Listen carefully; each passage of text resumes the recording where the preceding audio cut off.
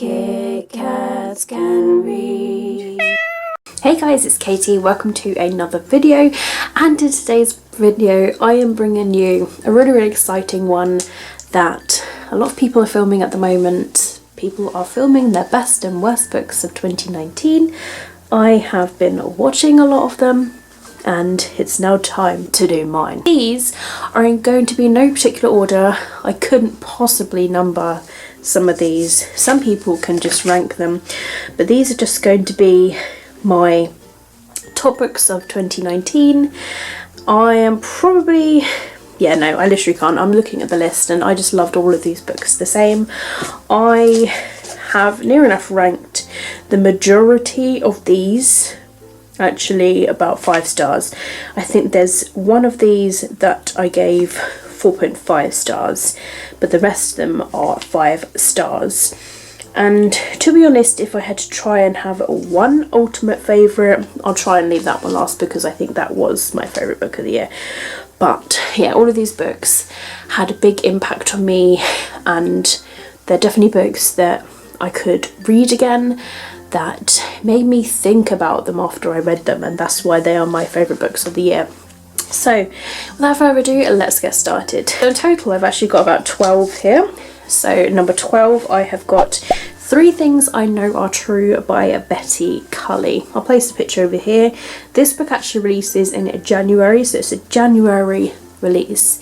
It's a very beautiful story that's told in verse about a young girl's brother who one day accidentally shoots himself and ends up pretty much being unable to speak, unable to do things that a normal person would do. And it's about how that impacts the family, how that impacts, the person responsible for having a gun in the house, and how it affects the mum and the sister. But it's told in verse, and it's a beautiful book that people should read. I don't normally read books in verse, but it was really good, and it's such a beautiful story. You guys have got to read it. Coming in at number 11, I've got Scythe by Neal Shusterman. This is the first book that is in the Arc of a Scythe trilogy. It's actually completed now. We've had The Toll that's recently come out, and that is on a lot of people's top books of the year, but Scythe and Thunderhead are also on people's top books of the year as well. So it is still a really big series. Now I read this for the first time this year, near the end of the year, and it's really different. I've read a book by Neal and Jarrah Shusterman, which was Dry, and I really enjoyed that book, so I sort of knew the writing style anyway as I was going in, and I really liked the concept of this story about how there's these 2 young kids, one girl, one boy, and they are apprentices of scythes, and then one day one of them will be the actual scythe and the other one will have to scythe the other one, and they are both learning how to be a scythe along the way, and just how there is this whole system, because basically the world that it is like that nobody dies of natural causes. It's like the perfect world, so the only way to sort of help with the population are for scythes to pretty much kill people off, and the scythes and the way that the scythes have to choose who they kill off and that sort of thing. So it's really interesting, but in this book there is also a mystery. There's a possible murder, and just sort of learning about the actual world is really cool, and yeah, it's really enjoyable. And the ending, oh my goodness, just how this book ends, it leaves you wanting more, and it won't be long before I actually continue on with this trilogy with Thunderhead, because I've recently purchased that myself. But yeah, it's a really interesting book, and I totally recommend for you to start it if you haven't done already. Number 10, we have The Flat Share by Beth O'Leary. This is a chick lit book that I remember watching somebody review this book, that got it for review, and it sounded right on my street, and I was I really want to read that straight away. So I managed to get the Kindle book, because for some reason the Kindle book was released before the actual physical book. So I got the Kindle book and I was reading it and I got really, really into it and really intrigued, and I really enjoyed it. So this is a story that's about a woman called Tiffy and a guy called Leon, I believe. And basically Tiffy is sort of like, she's dumped by her cheating boyfriend, and the only way for her to sort of like be able to survive really is if she flat shares with somebody. So she finds like the perfect person because they work night shifts. So Tiffy works day shifts, they work night shifts, so they end up like sharing the flat pretty much.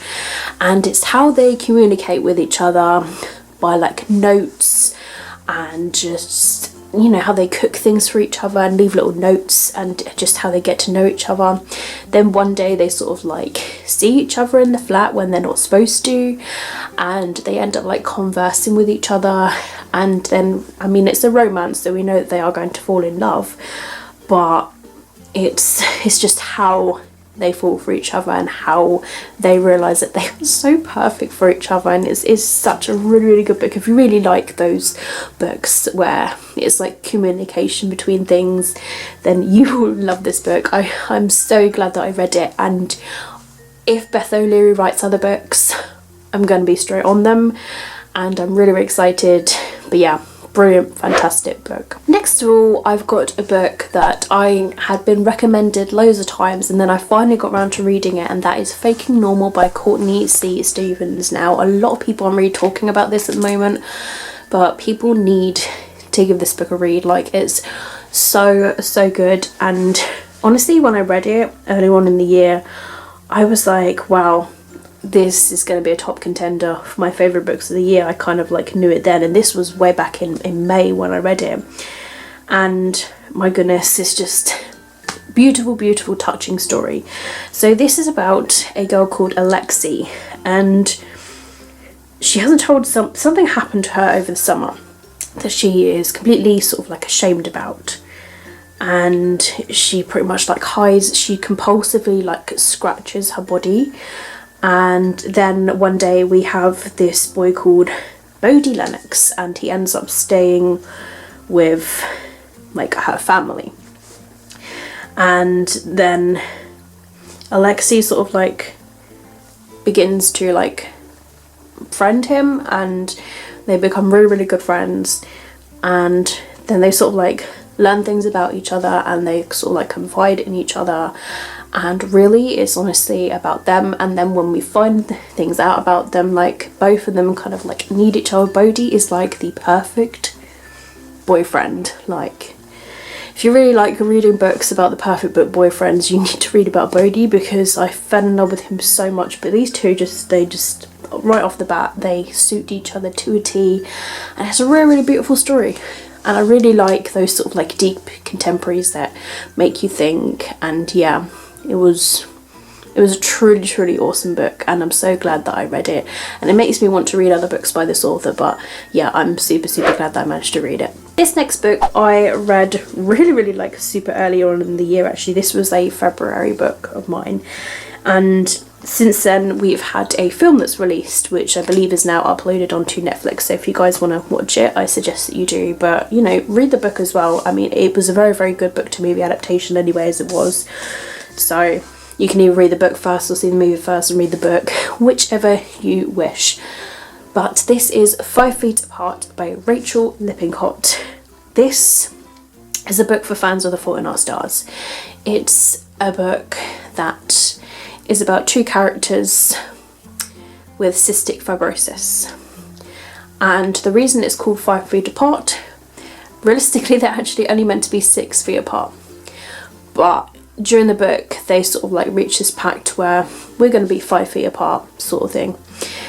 And we have Stella, who's been pretty much at this sort of like hospital like for her life, and then Will sort of comes along, he's got it, and they fall in love, and they're just both like different people, but they just fall for each other. And Stella has a routine in place for like meds. She wants to make Will a better person, and then it really, really was just like, you know, you could see how much they were getting sick. Stella's got a really cool best friend who's got cystic fibrosis as well, and it's just a beautiful tale. It really shows you what cystic fibrosis is like, and it really makes you value your lungs. I mean, during the time I was actually suffering with pneumonia, but I was just like, wow, my pneumonia is not as bad as this sort of thing. And it really, really does make you, you know, value your life sort of thing. It is a really, really touching book. And again, the movie is really good as well, but it's a beautiful, beautiful story. And if you'd like to learn more about cystic fibrosis, it's just, I thought it did a really, really good representation. And I did watch a couple of reviews on BookTube actually, like of people with cystic fibrosis reviewing the book, and them sort of saying that it was actually like quite a good representation. So yeah, I think it's really good, and the romance is pretty sweet as well, and the ending's just like beautiful. And yeah, it will have you in all sorts of emotions, but it's totally worth the read. Next of all, we have a book that I read actually at the very, very beginning of the year, and I think it was actually the first book that I read of the year, and straight away I was like, this is a favourite of 2019. Like, I could not believe it. Like, the first book that I'd read of the year was a top contender and favourite. I really couldn't believe it, but I'm not surprised because it's by one of my favourite authors. So this book is The Chaos of Standing Still by Jessica Brody. This is a story about a girl called Rin, who she has a text message on her phone that she has never ever read, and she just left it on her phone because it's just traumatised her so much that she doesn't want to read it. So she's at an airport, snowed in, can't fly anywhere. She bumps into a guy called Xander. They sort of like bump into each other. They've got the same phone. Yeah, they end up with each other's phones, and then they're like, well, this isn't my phone. They get to know each other that way. They spend the time together at the airport whilst being snowed in, and they end up going on like a kind of like a mini adventure at the airport as well, which was quite fun as well, like mini games, like meeting other people. And yeah, it was just a really, really beautiful story to read around the new year actually. So this is the perfect book for you guys to start with if you haven't done already. But it's a contemporary that's just like really, really beautiful, and it's definitely got like a deep meaning of it. And just with this text message, like throughout the book, we're just wondering like, what is this text message? Will we ever figure it out, sort of thing? And yeah, just how these two like blossom and bloom. It was just really, really good as well. I really, really enjoyed it, and my heart throughout this book just had so many pangs. It was just really, really beautiful book. Totally recommend it. It's fantastic. My next number is actually going to contain two books because they are in the same series, and that is Did I Mention I Love You and Did I Mention I Need You. Books 1 and 2 that's in the Did I Mention I Love You series.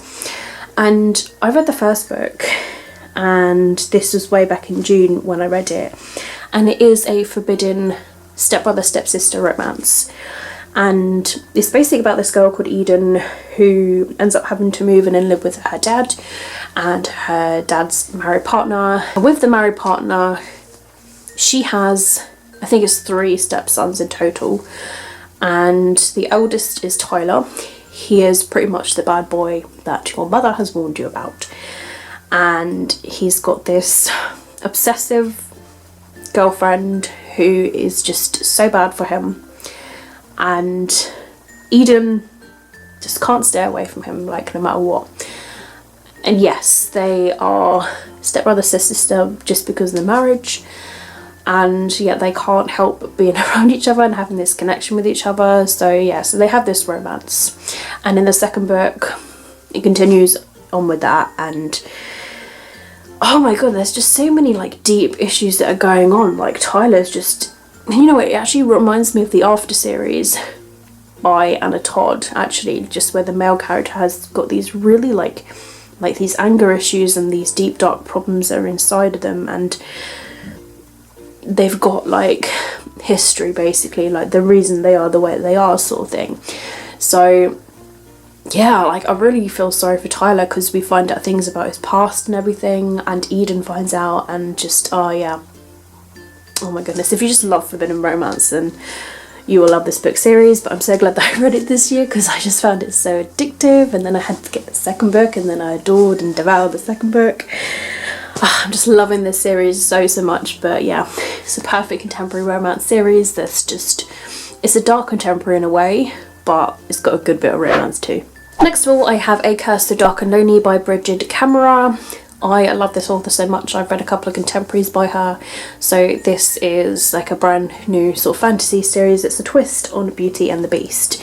So we have Harper, who's the main female character, but she pretty much has like a very sort of bad crippled leg, and she's sort of like disabled in that way, which, you know, it has a really good sort of like diverse representation of, you know, a main female character. She isn't the intended main character of this. She wasn't meant to be the one that was picked, and yet she was. So I think that sort of makes this book like really cool as well, that when the Prince Ren is trying to look for a female to fall in love with him and break the curse, that she wasn't the female that was meant to be. That's basically what I mean. So yeah, so it's Beauty and the Beast. There's a curse that's upon a kingdom that Prince Ren rules, and so Harper is transformed over there, and she's like, oh my goodness, I'm away from my family, I'm worried about my family, but she teaches the prince like how people should be cared for and how people should be loved. There's also the Prince's Guard as well, who's a really awesome main character. I really like him actually, kind of more than the prince, which is bizarre. And I'm really liking his character and how the book ended. Yeah, I'm really excited for book number 2. I'm hoping there's going to be more of him.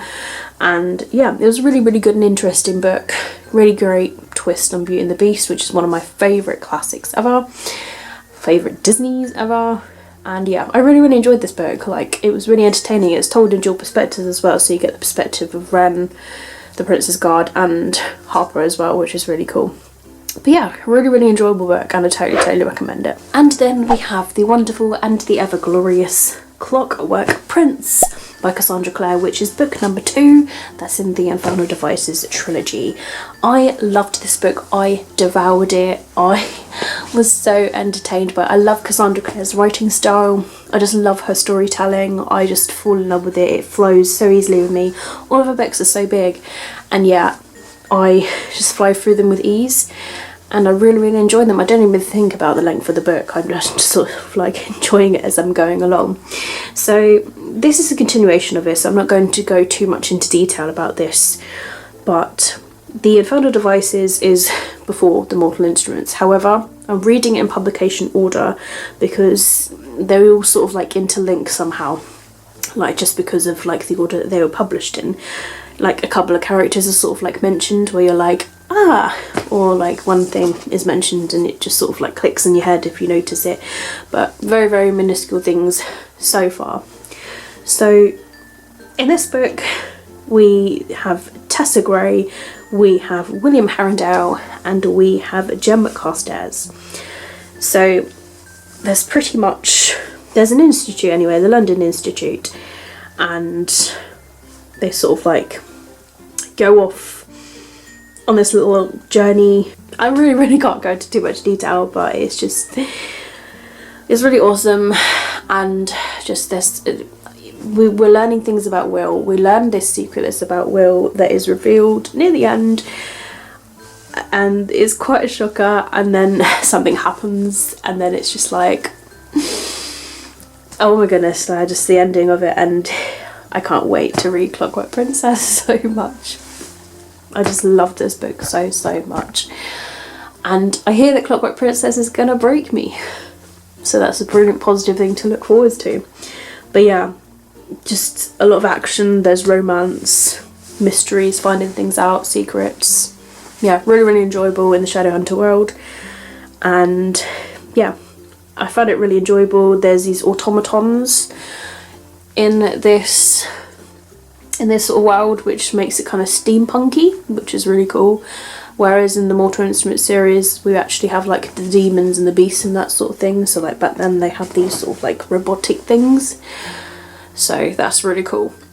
But yeah, really enjoyed it, and I can't wait to continue on with it. Totally recommend this trilogy if you haven't read it already. It's so good. We are nearing to the end of my list now, and I've got about 3 left to talk about.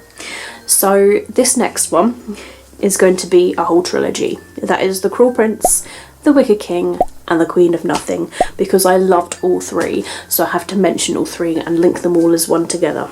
So this trilogy I read this year. It's the first time I've read books by Holly Black. She is the queen of fairies. Like, oh my goodness, this trilogy, oh my goodness, I'm so glad that I jumped on the bandwagon. I read the first couple of books back to back actually, and then I had to wait with everybody else for The Queen of Nothing, and then I was so desperate to get The Queen of Nothing that I went to my bookstore the day before release and I found it, and I had to literally start it straight away, which I did, and oh my goodness, what a fantastic final book. It was wrapped up really well. I'm really happy with all three books actually. So this is a fairy, oh my goodness, it's a fairy story. We have Jude, who is a human being. She's got a sister that's a fairy, and one day their parents are murdered and they have to live in the land of the fairy. And so yeah, they just sort of live under the fairies, and they're treated very differently when they're humans.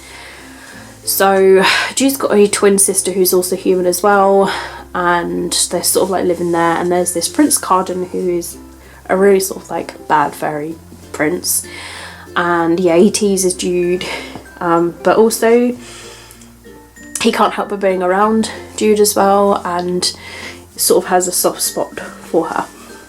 Jude is very smart. She's a brilliant feminine main protagonist, and I really liked how she was thinking and planning things. There's just so many things going on with like the crown and the underwater world underneath, and obviously we continue on with that with the second book and then the third book as well.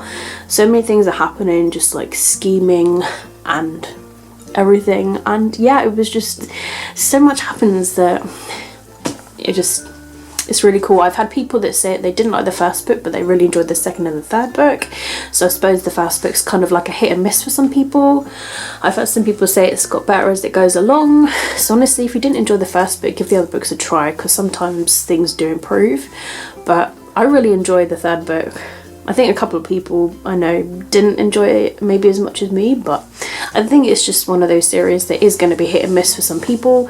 Not everybody's going to like every book in this world, let's be honest, but yeah, it's a really enjoyable trilogy for me. I'm so glad that I read it, and I totally recommend for you guys to give it a read too if you really enjoy your fairies and bad boy princes and just really cunning plots and plot twists, and yeah, just Holly Black, Queen of Fairy, hands down. I've literally got two left to share with you guys now. The next one I'm going to mention is a graphic novel series that I absolutely love and adored and worship, and my goodness, it was so beautiful, and I watched the anime to it as well, which was also beautiful. I was obsessed with this, which is why it deserves a number 2 sort of ranking, even though I'm not kind of ranking these books, but I have kind of like tried to put the ones that I adored the most near the end. But I loved all these books the same, but these last two in particular, I'd say number 1 and number 2 and number 3, my top 3 are probably my actual ultimate favourite 3 of the year. So this is The Orange, volumes number 1, 2 and 3 by Ichigo Takano. So there's the complete collection volume number 1, the complete collection volume number 2, and then there's volume number 3, which is called Future, I believe. And oh my goodness guys, it's just, it's so cool. So this is a story that is about these group of friends that are in school, and we have this transfer student who goes there, and one day the main girl character, she has a letter from herself telling her that she has got to save this boy because he is going to kill himself. So that is like literally what we are told at the beginning of this book, and throughout the mangas we get flashbacks from them in the future of like what's happened in the future like without this character, and that they are trying to save their past selves from this happening. So Neho, she's got a lot on her plate, like she's got a lot to deal with, and yeah, it's a really beautiful story about how you can try to save somebody from depression by just being there, and like you don't even really have to do anything too differently, but it's just amazing, like the slightest things that you can do to just impact somebody. But sometimes there are things that even if you try to do it a different way, it doesn't make much of a difference. But just how we can really sort of like help somebody, and a really fantastic sort of like adaptation of what it is like to have depression, because Kakeru really is depressed in this book, and he shows it really well, and Ichigo Takano did a fantastic job of that representation. I myself suffer with depression, so that's how I know what it's like. And yeah, it's a beautiful manga series. There's an anime to it as well. Oh my goodness, I love this series so much. It was so good. Like, I'm so glad that I read it. It's one of my favourite manga series ever. It's so high that I don't know whether I prefer it more to Death Note or not. I mean, Death Note I love so much, but oh, to goodness me, I think I'm gonna have to have two number ones, because I cannot simply rank those two. They were just so good. But yeah, Orange Volumes number 1 to 3, the bind-ups. You guys need to read it. Beautiful, perfect story, and oh, it's so good. Now we lead on to my final number 1, which is my favourite book of the year. This sort of wins hands down, I think, because I was thinking about this book afterwards, and you have no idea how much I actually resisted to not pick this book up again and read it. Some people couldn't resist themselves, and they've read it like way more than once, sort of thing. Some people have read it like 10 times, but I've got too many books on my shelves that I need to read, so I had to really restrain myself. But this book is Daisy Jones and the Six by Taylor Jenkins Reid. This is the first book that I've actually read by this author. I hadn't even read The Seven Husbands of Evelyn Hugo, which everybody is even this year raving about, but last year in particular. It is on my agenda. It's definitely my next Taylor Jenkins book to read, and I'm definitely going to read in 2020 because I've got a big urge. I was hoping I would get around to reading in 2019, but I didn't. But I am definitely going to read it. I keep looking at it, so when I keep looking at a book as I walk past it, it's going to be read.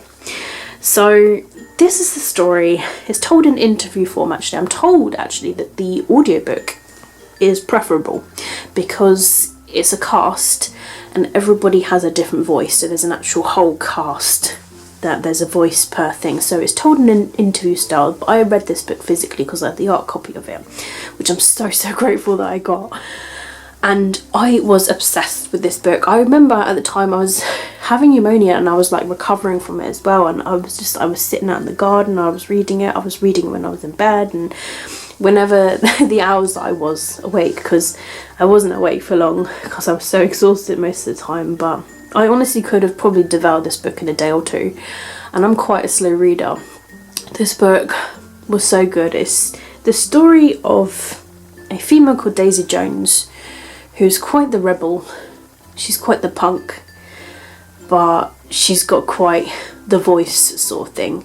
And then we have the band called The Six, and it's like 6 sort of people, 2 of them are brothers, and it's how they sort of like get together with Daisy Jones to become Daisy Jones and the Six. They are this sort of like 70s iconic band. They are famous. Everybody wants to know them or want to be with them. They want to read all about Daisy Jones and the Six sort of thing.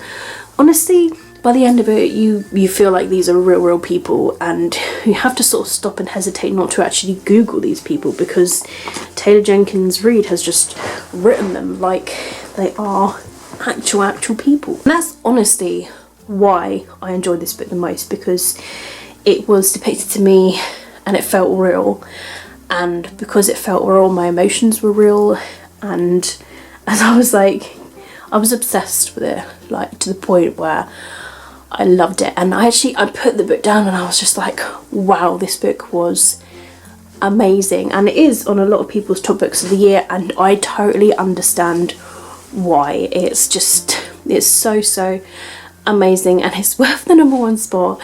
And will I read it again? Hell to the yeah, I will. It will be on my rereads list, definitely. Like, whenever I want to give it a read, it's there. I'm just oh my goodness, it was such a good book. And probably the next time actually I will listen to the audiobook just to see what it is like, but an amazing book. Everybody needs to give it a read. Not my sort of book. I was really surprised by it. Really surprised. So yeah, I'm glad that I read it, and I look forward to reading more of her books. By far, oh my goodness, yeah. Like, honestly, I could see it as being like a TV show adaptation or a movie or something. Yeah, hopefully one day. Anyway guys, that is the end of my top books of 2019. My goodness, what a year. I didn't think that I'd read that many sort of like impactful books. I thought I'd read like a decent amount of books. Like, I didn't read like a lot of books I like hated. I've read some books that I thought were okay or that I gave 4 stars, but I don't believe I gave like a low rating to really anything. Like, if I scroll through my top books of the year, there's a 3-star there, everything else is like 5 stars. Or there's a 2-star there. I think the 2-star is like my lowest rating.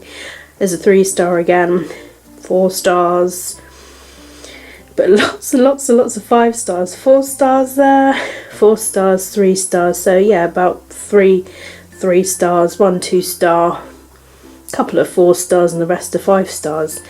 And I've read 52 books this year so far. So, you know, that's so I can't even really do like a worst books of the year. I suppose I can do like a worst books of the year for like the books that gave 3 stars and under, but 3 stars was sort of like okay. So, you know, yeah, like the books that I gave 3 stars and under, yeah, I can't really do one of those videos because it just doesn't feel right, to be honest. I suppose most disappointing maybe I could put, because 3 star is kind of disappointing, so maybe I could do a disappointing Beads book video. Who knows, really, who knows? But yeah, just that's it really. Hope you guys have enjoyed it. Give me a thumbs up if you have. All of my social media links as always in the description down below, and let me know what books were your favourites of 2019.